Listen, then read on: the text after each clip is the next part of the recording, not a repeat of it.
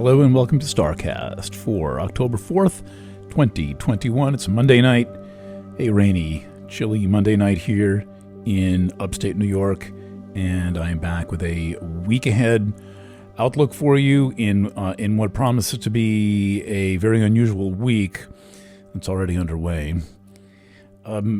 So, as I've said a few times and in a few places, there is a series of events that are on their way.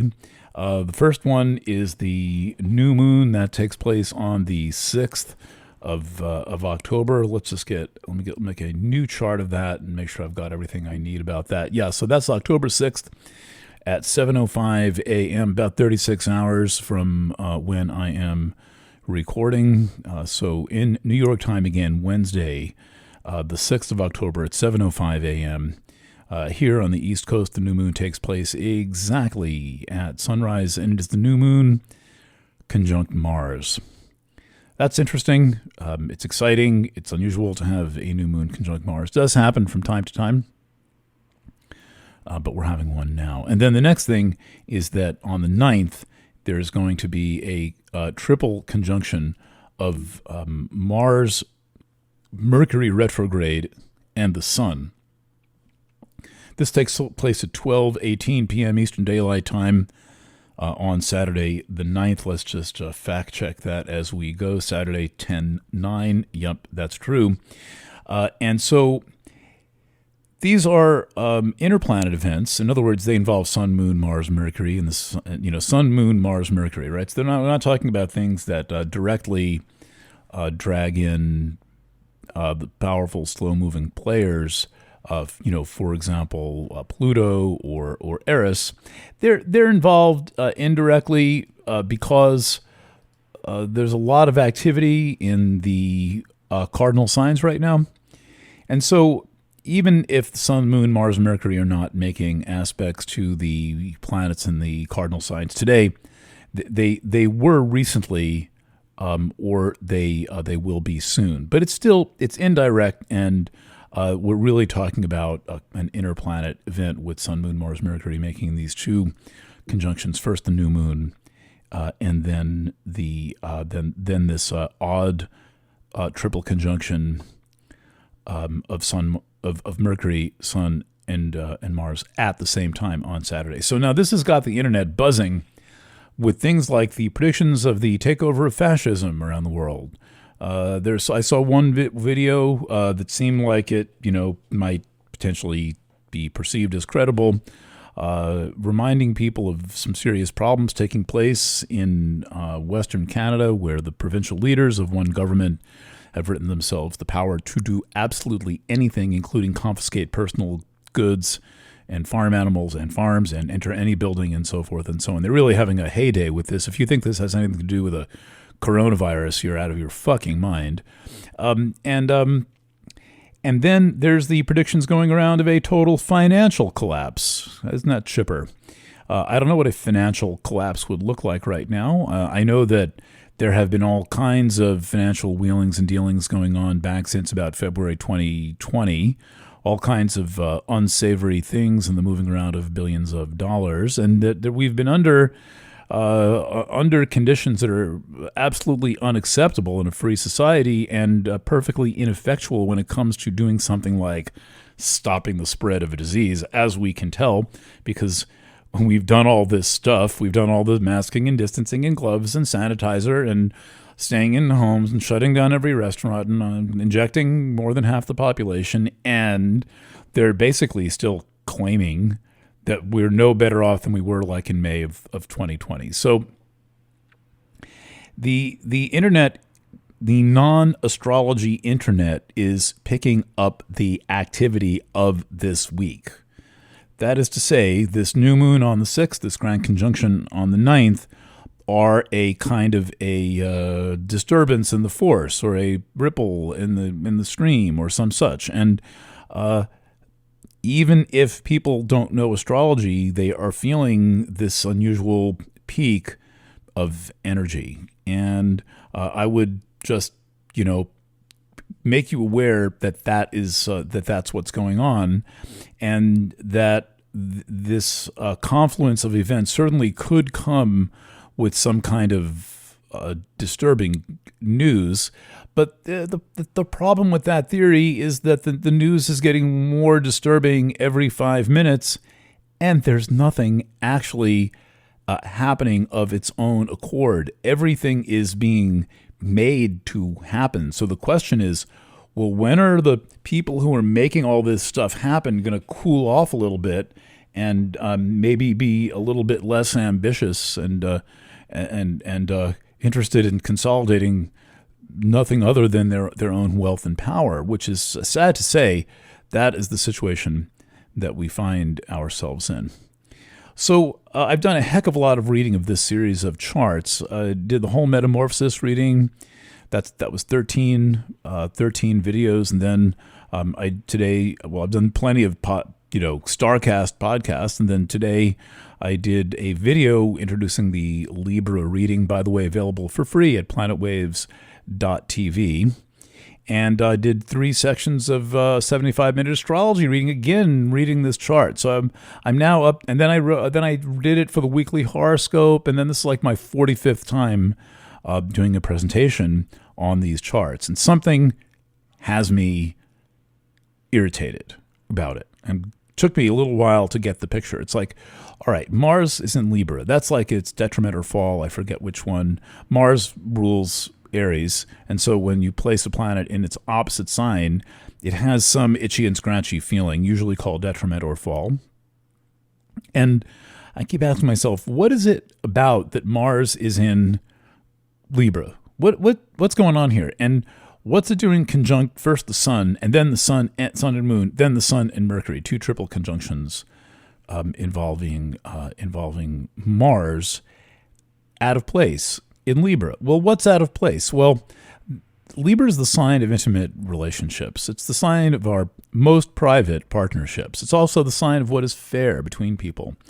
It's also the sign of what is beautiful, what is aesthetic. Even ugly things can be beautiful when Libra is involved.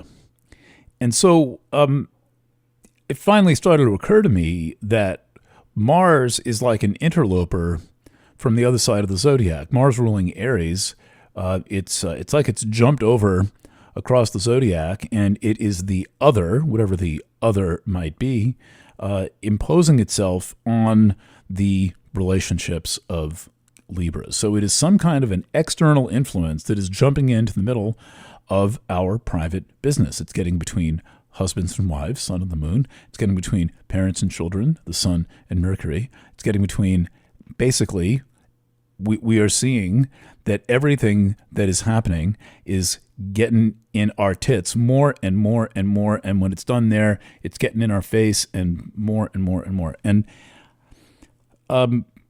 it is plain to see in the astrology, it is plain to see that there is a colossal, nonstop, runaway overreaction going on, and I think that the only reason people believe that the reaction might be warranted is because it is so extreme. It is so extreme that you've got to think, well, either this is legit or these people doing this are completely out of their fucking minds. Well, that's the choice. That's the option. Me personally, observing this thing carefully all through the first half of 2020, I thought this was going to be over in May or June. Thank you. We'll get out of here. All right, all clear. Let's go back to our lives. Well, now, 1 year and 3 months after the spring of 2020, we're only seeing things ramp up more. And so for people on the internet to be saying, well, this is going to go full on, which means even more full on than it's already been, is understandable. It's also somewhat redundant, and it's also imprecise. I think that one of the reminders of these inner planets being involved is it's not about them, it's about us. If you ever thought that it mattered that you voted in an election, you might consider what it would mean to vote in this scenario. And you might ask yourself who exactly you voted for and on what terms to be able to be subjected to the result that we are seeing now.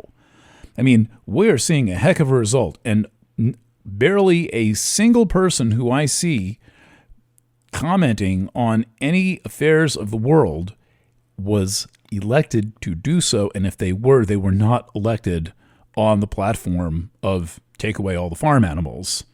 Oh, and end cash. That's the newest thing, is that we're going to see this push to end cash. Now, what does ending cash have to do with the spread of a virus? Well, it sure is growing out of the massive worldwide campaign, and we could certainly look at the astrology of what it means to end cash. How about Uranus and Taurus, the electrolyzation of money, the electricity coming from Uranus, which is basically the planet that was discovered right at the dawn of the electrical age, and Taurus, the planet of wealth and value and that which we get to own privately. So Uranus and Taurus, economic instability, and also the electrification of money. Pluto in Capricorn, that's another one. Pluto in Capricorn is cautionary that any structure that was standing yesterday might not be standing today. Today, in classic Mercury retrograde style, all Facebook properties went down. Facebook, WhatsApp, and Instagram were all down for, I guess, about 5 or 6 hours. I mean, in the scheme of things, no big deal, but you can bet it wasn't a fun day at Facebook, and it's indicative of just how quickly something can just up and go away. Also, somewhat hilariously, the domain name Facebook.com was being listed for sale on some internet domain selling website. So we're in this time of rampant instability and changing of values. Uranus and Taurus is changing not only the worth of things, but people's underlying values. Pluto in Capricorn is ripping through the entire known structure of reality all at the same time. And then this week, in these very days, we're having a peak event, that peak event being Sun, Moon, Mars, and then Sun, Mercury, Mars, one long conjunction spanning approximately from right now through about Sunday. So that's a seven-ish day thing, and we're taking the ride. The thing is, ultimately, reality is internally mediated. Reality is what you perceive. It doesn't mean that you run the whole world or that you're in charge of everything, but you get a say in all of this, and you get to determine whether something has credibility. And that something could be absolutely true. It could be a complete, bald, manipulative lie. It could be somewhere in between.